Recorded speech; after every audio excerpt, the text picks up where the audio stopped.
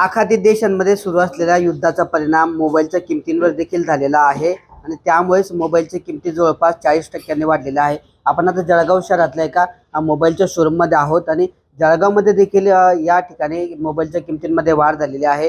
वेगवेगळ्या आघाड्याच्या ज्या कंपन्या आहेत, जसे सॅमसंग असेल, विवो असेल, ओप्पो असेल, या वेगवेगळ्या प्रकारच्या कंपन्यांच्या मोबाईलच्या किमतींमध्ये जवळपास 40% वाढ झालेली आहे आणि त्याचा परिणाम कुठेतरी ग्राहकांवर झालेला आहे.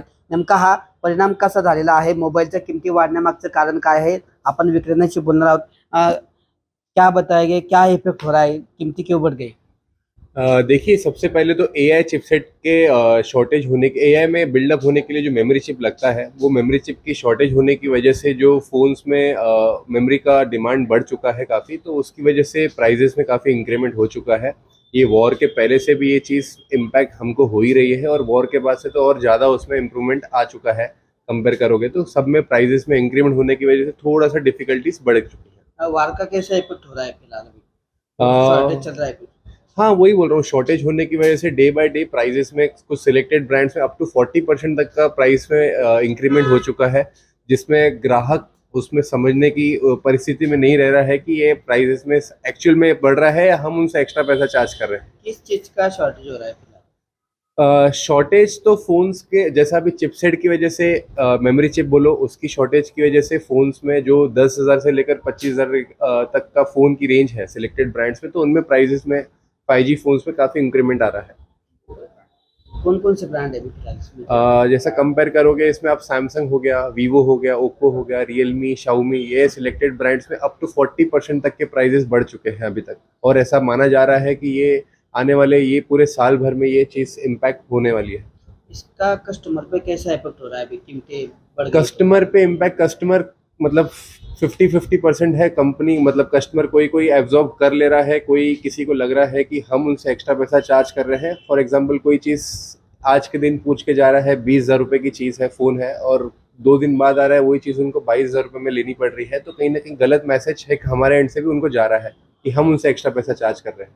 अभी फेस्टिवल का सीजन है, अक्षय तृतीया वगैरह है, इन दिनों में आपका बिजनेस अच्छा होता है, लेकिन ये कीमतें जो बढ़ गई है, इसका कुछ इफेक्ट हो कि कुछ बिजनेस पे कुछ इफेक्ट होगा? डेफिनेटली पड़ेगा। जैसा हम तो एक्सपेक्ट कर रहे हैं कि ये चीज़ इम्पैक्ट नहीं होनी चाहिए, लेकिन प्राइजेस की वजह से कहीं कहीं समझने में और लेने में कहीं ना कहीं किसी का बजट हर किसी का रहता है, तो कहीं ना कहीं परेशानी हो डेफिनेटली होने वाली है।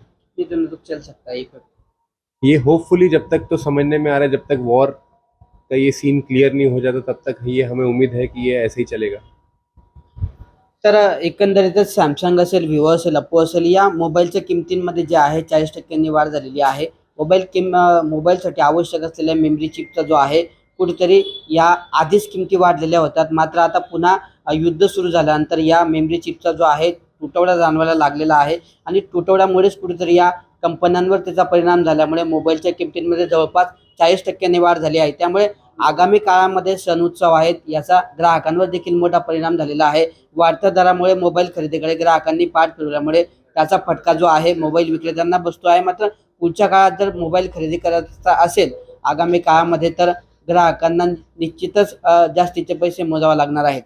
मात्र एकंदरीतच या सर्व गोष्टींचा जो परिणाम आहे, युद्धाचा परिणाम हा मोबाईलवर देखील, मोबाईलच्या दरांवर देखील झाल्याचं चित्र आता या निमित्ताने पाहायला मिळतं आहे. किशोर पाटील, TV9 मराठी, जळगाव.